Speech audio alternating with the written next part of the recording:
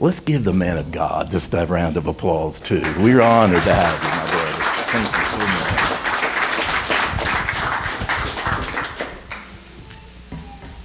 So approximately 8 hours earlier today, across the Ukraine, there was a lot of churches meeting, but their meeting was very different than ours. Probably at least 90% of them didn't have electricity, and all the things that go with electricity that we don't think about: water, heat.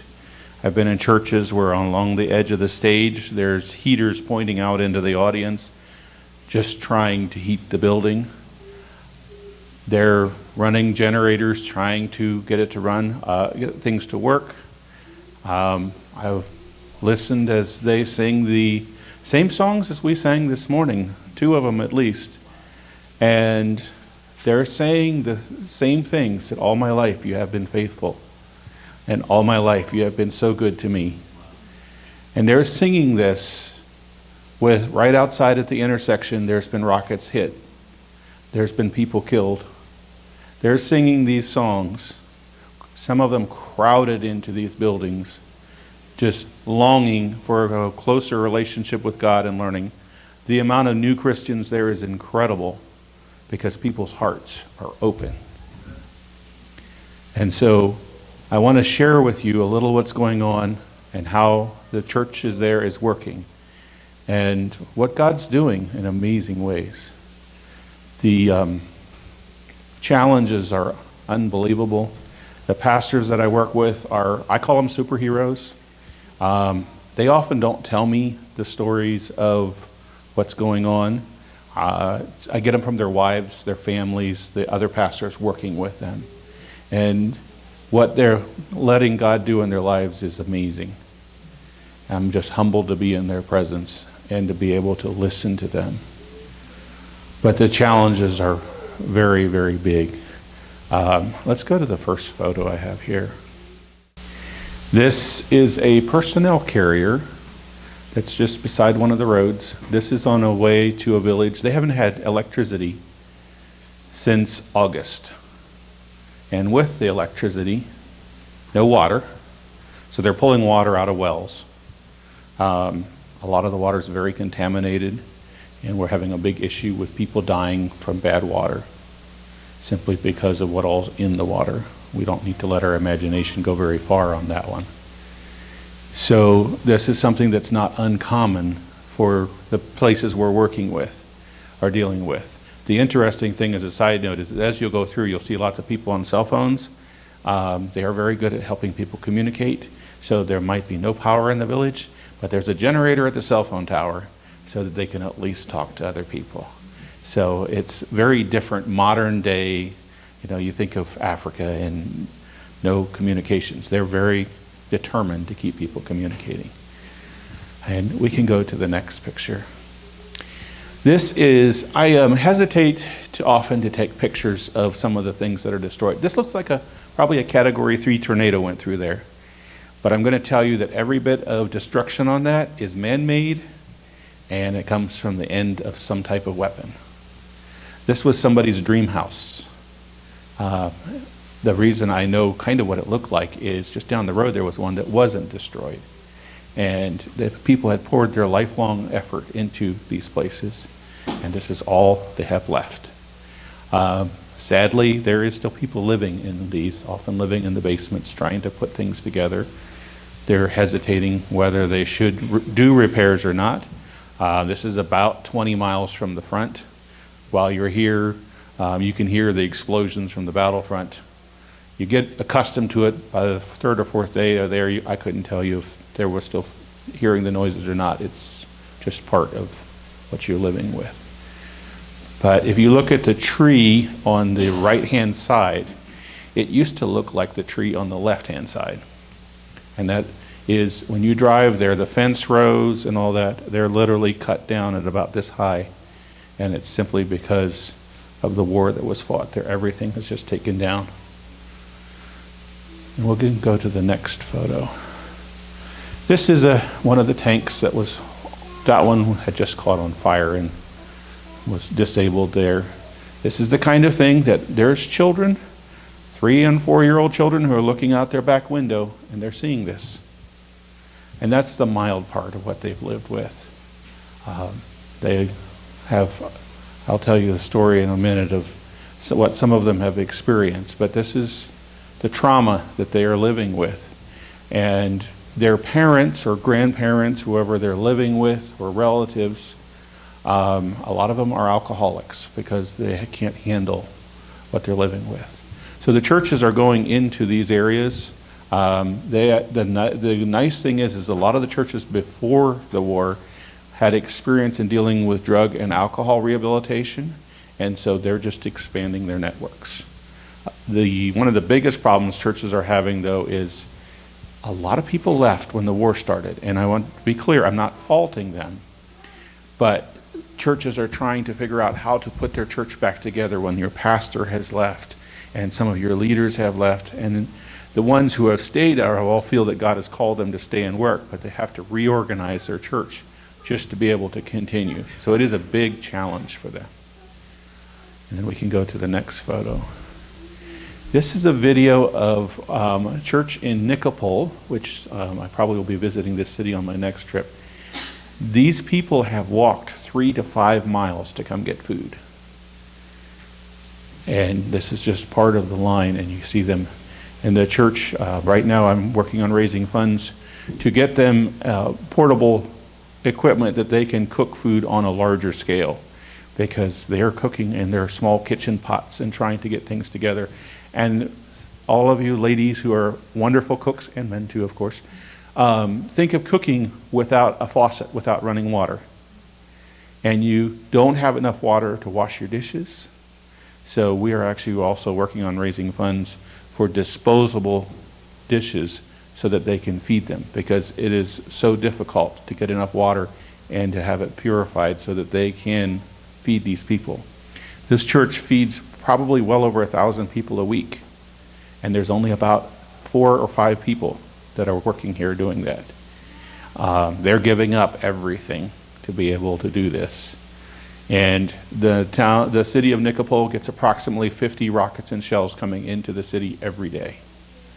So they're working around that also. Very difficult situation, but the people are there. A lot of them have, these people that you'll see here, the reason they haven't left is they're either don't know where to go, or they have family that is either invalids or has some type of disability, and they don't know how to move them and work with it. So we're really talking about the poorest of the poor is who's left, and that's who we're trying to help. And I find my calling is to help the helpers, because these people are the ones who know the language. While they're doing this, those pastors are sharing the gospel. So they are not just giving them physical aid. And that's why those people are showing up on Sundays. That's why the churches are just growing. That's why you go into the squares on the western part of Ukraine where there isn't as much war. There's churches singing publicly in the squares, which never happened before, because they're taking advantage of people being open to the gospel. And we can go to the next photo. This is also on the route that we took into the village that had been occupied by the Russians until last October. I was there in December. These are the trenches, and this is where a lot of the war was fought, in these trenches across. Normally you would never walk in these areas. I was accompanied by 2 soldiers who showed me very carefully how to walk. There was anti-tank mines that we saw, and we had to be very careful. So you drive 2 hours after dark sometimes. There's no lights because there's no power, so you see nothing for hours. You see the headlights in your car, and that's it. And then there's marking along the road to mark where some of the mines are, not necessarily everywhere. It's very intense to drive after dark there because there's lots of holes in the roads. Some have been repaired, some have not, so you can be driving along on a beautiful road and all at once the road had been taken out and they just filled it in somewhat. So it's a very intense way to drive in and out of those areas. But that's what these people are dealing with on an everyday basis. And that's why some of the villages, They still don't get bread on a regular basis. Bread is a very important part of the Ukrainian diet. They can't seem to think how to eat without bread. So that's something that's very, very hard to move in and out. The one trip that we took in on the first day, we wanted to take a treat in for about 60 kids that are still in this village. So we bought 60 hamburgers, and I rigged a hot box with the heater on the van, and we ran it in there as fast as we could. Got them there hot and gave these kids all their little cheeseburgers, which they loved because they hadn't had a cheeseburger for probably 6 to 7 months. And so it was something very special for them to do. Building the morale on the children is something that we find really, really important for them to be able to recover from the trauma that they've seen. So some people might say, well, some of the things you're taking in, they don't need that to stay alive, but they need it for their mental health. And so we take packets of things in and work with them on a regular basis to help with that. And we can go to the next photo.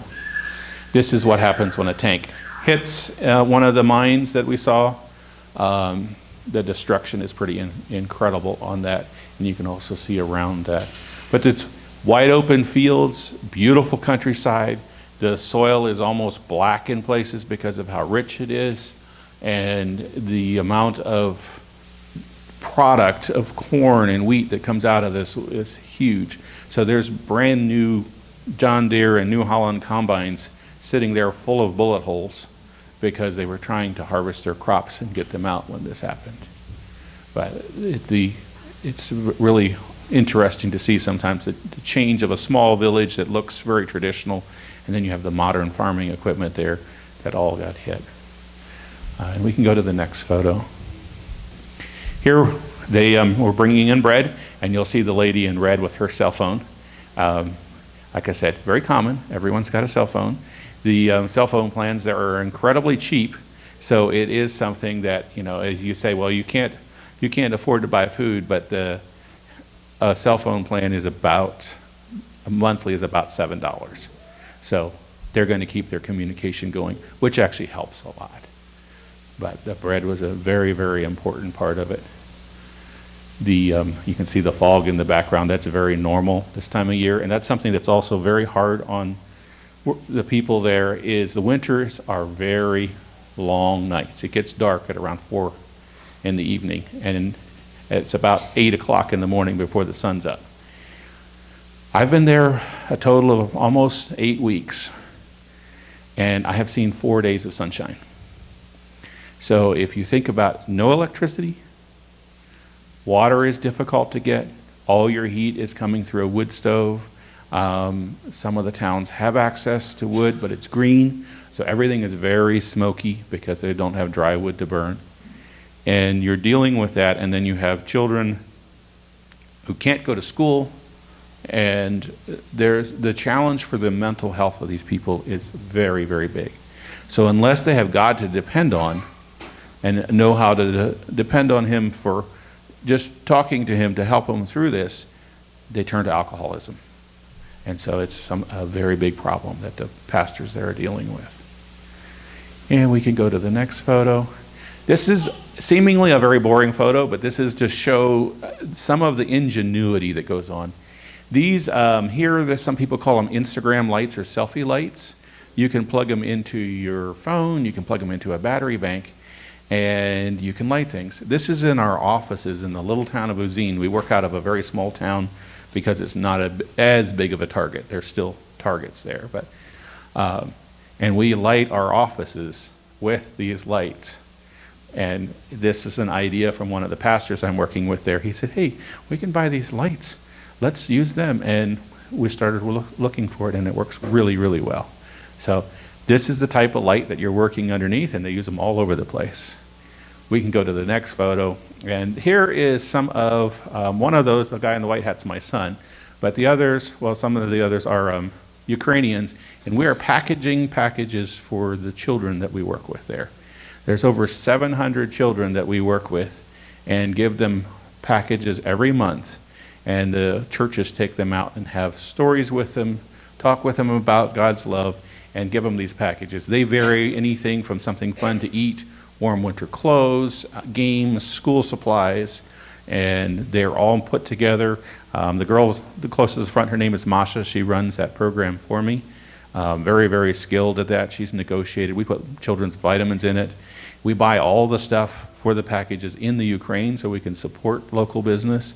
And she's contacted factories, and we buy it directly from the factory. And the factories are so excited to help. They're often selling it to us at their cost. Several of them, we've had to tell them, no, we want you to make a little profit on it because we need you to stay in business so that we can continue to work with you. One of them's in the town, the city of Kharkov, there's a children's vitamin factory, and they are still in business even though they're 30 miles from the border and have been attacked several times. And they're thrilled to help us with this. And she'll organize a lot of the youth programs. The youth will come in and package things, and we're actually very excited because we're partnering with another ministry, and they're doing special packets for the kids, and their problem was they couldn't find people to put them together, and I said, oh, we've got that, and she organizes all that. So it's a wonderful young lady who's been able to step up and make things happen. And we can go to the next photo. This is just, I wanted to share this photo as an example of the type of people that we're working with. One of my biggest challenges while I'm there is to not let them hurt themselves by helping us, because they will give everything away. So we went in and we were cleaning out a house that the Russians had occupied for a children's center. And these people were helping us. And at the end of the day, they wanted to feed us. Okay, so they have no electricity, no water, haven't had it since August. And they still put out this little spread and convinced us. And it was a great honor for them to be able to serve us food. But we have to be very, very careful because they will do everything they can just to be these wonderful hosts and such great people to work with. So, and we can go to the next photo. So in this little town, which the name of the town is Novovoskrenski, which means new beginnings, and I think they need to embrace that now because that's what they need. This house is what it looked like when we arrived on the outside. The Russian soldiers had used this as their barracks when they had taken over the town. And once in late October, when the Ukrainian soldiers cleared it out, the house was left empty. So we made arrangements with the owner of the house to come in and use this for a church and children's center. So when we came in, the windows were all pretty much destroyed. They had put plastic on it. The smell of the house was something I'll never forget. And it took us 2 to 3 days to clear out this house. I hired a lot of the local people to help with the project, and they did a wonderful job with doing that. But the house it's an older house. The wood stoves are actually built into the walls. There's just a door on the wall, and you open it up and it's the wood stove, so it warms the whole house from the inside out. So amazing construction of how it worked, and it works very well. We had someone spend a day checking the whole thing out before we lit the fire again because no one knew the condition of it. But it was very interesting to watch. We can go to the next photo. This is my buddy Max. If you, in the lobby, you'll see a little box with a piece of shrapnel in it. He's a refugee from Bakhmut, and that shrapnel is out of his house. He was a contractor there, actually lived a very nice life, had multiple cars and a beautiful house, and he is now trying to find another house for his family close to Kyiv. He's given up on never being able to go back. He sent me pictures of the other day of his house, and it's completely destroyed. But we went out with my little bit of Russian and his zero English, and we spent the day together covering all the windows and sealing the house up. We hope to raise funds to turn this house into a permanent church, but we first have to make arrangements to buy the house before we put a lot of money into it. But he was a great help, and he messages me every several days, lets me know what's going on with his family. Not sure that he's given his life to Christ yet. He says he's thinking about it. So it's a good outreach to work with. So, and we can go to the next photo. This is an example of what happens when your cars get blown up and you have to try to put things together. I believe that's a little Harbor Freight engine. I looked at it and it looks just like the ones we can buy here at our Harbor Freight. The steering column is completely loose, so when you sit on it, you have to kind of raise it up and put it between your legs and make it work. But they drive all over town in that thing, and it worked very well. So when you don't have pieces of a whole car, you just make it work. And this is looking out from the house that we cleaned into the center park of the town. And we can go to the next photo. This is after we closed the windows. You can see it was a nice place before the war came in. They had taken care of things very well. And so there's lots of bicycles being used because a lot of people had their vehicles destroyed, and so they don't have a good way of getting around. And we can go on to the next photo. This little boy is one of the reasons that I keep going back. His older sister, and I think from what I understand were forced by the Russian soldiers to watch their parents being beaten. So when I first met him, he kind of gave me the look I get in that picture right there. And his parents helped clean up the house. For 3 days, I worked with him, and he never smiled the whole time. Run around like a normal little kid, but you could not get him to smile.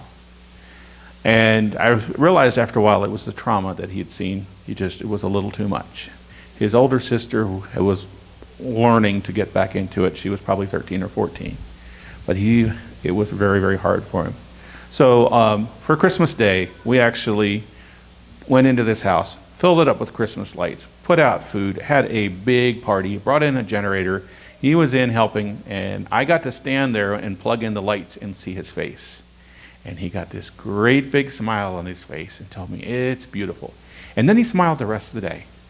So that's one of the reasons I go back. Because there is thousands of little children like that who have seen terrible things. And they need to hear that God loves them. They need to know by example that God loves them, by people coming in. And the hardest part for me sometimes is there is a lot of people there who are happy to share it. But they are busy at home trying to raise enough money to fill the tank on their van so that they can afford to go to the village to do this. All that's stopping them sometimes is $50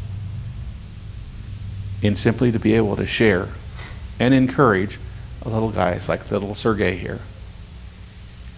And so that's why I keep going back. And I will admit it's one of the hardest things that I've ever done. And I do admit I come back from these trips and I ask God, can I be free from this now? Do I really have to go back again? Because it's incredibly hard on me to do this. And so far, he says, keep going. And so I do. But his picture is what I have to look at sometimes to remember why I have to do what I have to do. We can go to the next photo. This is the inside of the house after it was cleaned. When we walked in there, sometimes I hesitate to show the bad side of things just because it's really hard to deal with. But yes, there was tables, and through the window on the right was actually the medical triage center. In this house, the bullet-proof shield that I have out there with bullet holes, that's where that was found. Also, the tank shell was sitting on the pantry shelves beside a jar of carrots. And if you look all the way to the right, the little door on the bottom, that's the stove for the house. That whole brick wall is a stove. And it did a very nice job of heating it.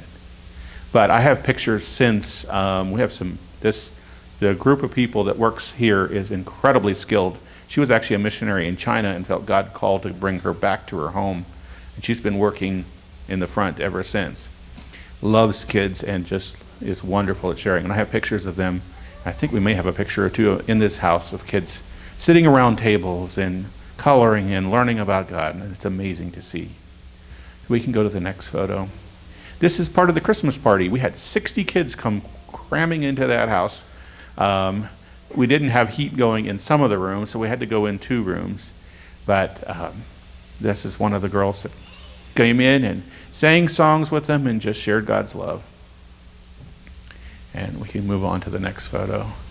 I guess there was two that's similar. We can go to the yes, here they are. You can see the wood that we used to cover the windows, and they're sitting around tables, and the coloring is very popular there, so we usually like to give coloring books. And we have some Ukrainian artists now who are coming with some very helpful Christian coloring books that we're getting out to them, and the kids love it. And so it's just a good break. And if you look at all these kids, their school, and we'll show pictures of it in a minute, was completely destroyed. And so they don't have any place to go to school. And then we can go to the next photo. Yes, this is one of their teachers showing them. They do anything. I think they're making paper airplanes here. They have competitions. They really work on getting these kids moving, doing things, and working back together again because of the loss of schools. Before the power outages, there was a lot of virtual schools going on, but now with the power outage, it's just pretty much impossible to do schools. And we can go to the next photo. Yeah, the little ones, they always break my heart to see some of the little ones and knowing what they have to go through. So we do lots of games with them. They love playing different games. And we'll go to another photo. So let's see, it would be the girl in the gray jacket. That's the little boy's older sister. Yeah, she's been through terrible things. And this is part of their school. When the Russians came into the town, the town is about 600 people. They put over half of them as prisoners in the school and kept them there. A lot of things that we don't really like to talk about happened in that school. And so the children, even now that the school is destroyed, if you walk with them past the school, they won't look at it. They'll look the other way just because of the terrible memories that they have out of the school. But the one counselor that works with them a lot actually took them over and helped them kind of work through some stuff. And that's what some of these pictures are, of them helping work through that. It's very, very important to see them working through the trauma that they have so they can move on with their lives. So we can go to another photo. Yes, this is, we give them different packages and candles. Candles are really important because they can recharge. I give the adults and some of the older ones rechargeable flashlights, but candles are used everywhere. And if there's usually the two things we get asked for the most are candles and soap. There is in March is National Ukrainian Women's Day, and so we have a group of women who want to go out to several villages and help women, and so they're trying to raise among themselves $400 so that they can buy soap for these villages. And they are giving up a lot of things to raise that money to do that. But that's the type of people they are. They'll do anything they can to be able to help each other. And so the little bit that they do, we can expand on with. It doesn't take a lot sometimes, but we can expand on and help them with that. So, and we can go to the next photo. Yeah, this is the same group. This is standing in front of the only door that's left going into that school. The rest of it is pretty much destroyed. And we'll go to the next photo. Yeah, more of them. They were doing selfie shots with. They'll have some fun, but just showing the different parts of the school. And is that the last one, Nate? Okay. So that just gives you a little bit of insight into what is happening there, and also what the church is doing. The verse, I was talking with my pastor the other day, and he was encouraging me because I will admit I need a lot of encouragement sometimes in what I'm doing. And he told me, he said, in Matthew, the story of the sheep and the goats, he said, you need to remember this. And so I'm going to read it. It says, when the Son of Man comes in his glory and all the angels with him, he will sit on his glorious throne. All the nations will be gathered before him, and he will separate the people one from another as a shepherd separates the sheep from the goats. And he will put the sheep on his right and the goats on his left. And the king will say to those on his right, come, you who are blessed by my Father, take your inheritance, the kingdom prepared for you since the creation of the world. For I was hungry, and you gave me something to eat. I was thirsty, and you gave me something to drink. I was a stranger, and you invited me in. I needed clothes, and you clothed me. I was sick, and you looked after me. I was in prison, and you came to visit me.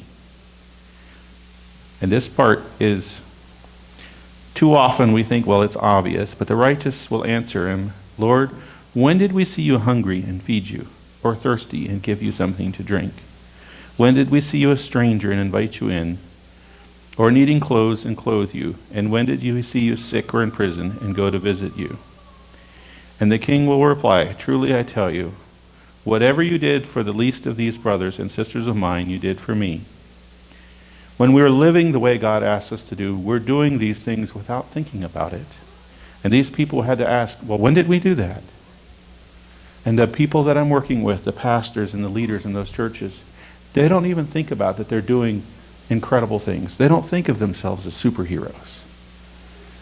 They just say, I'm doing what God asked me to do. They're getting up in the morning and they're saying, Lord, what's today? Where am I going? What am I doing? The pastors that, I've been told that they were unloading food and a sniper kept constantly shooting at them and they're dodging and working around to try to get the food into the building without getting shot. The ones who spent the night in hotels, the middle of the hotel is literally blown out. There's no heat, but it's the only place they can stay, and that's where they're staying overnight. The ones who are feeding people and watching a tank literally shoot down the street in front of them. And they look at each other and say, well, we're supposed to feed people, so we're going to keep doing it. Story after story of those people just getting up and doing it. They're the ones that God's going to say, you took care of me. And are my challenge for myself and anyone who feels that God is asking you to help, because God asks us to help in many, many different ways. But my challenge is, how are we feeding the poor and the hungry? And remembering what we're doing. We're doing it for God too. And I don't need to read the rest of this where he talks about the ones who didn't do that. We all know where they went. But if it's this parable is this strong on how important it is to do this, I think it's something that we need to consider on how we're sharing with others. And for me, it's so easy what I do is so small, even though I think it's really hard. I'm not being shot at. I've been in harm's way several times. I've heard the missiles fly directly overhead while we're working there. But I'm not the one out on the front. I'm just trying to support them. Like whatever God has called you to do, sometimes it's very simple little things. Just to listen and to be quiet and to get up in the morning and say, what do you want me to do today, God? So I'm going to close my talk out in prayer. Dear God, I come to you with a broken heart for all that I've seen and all that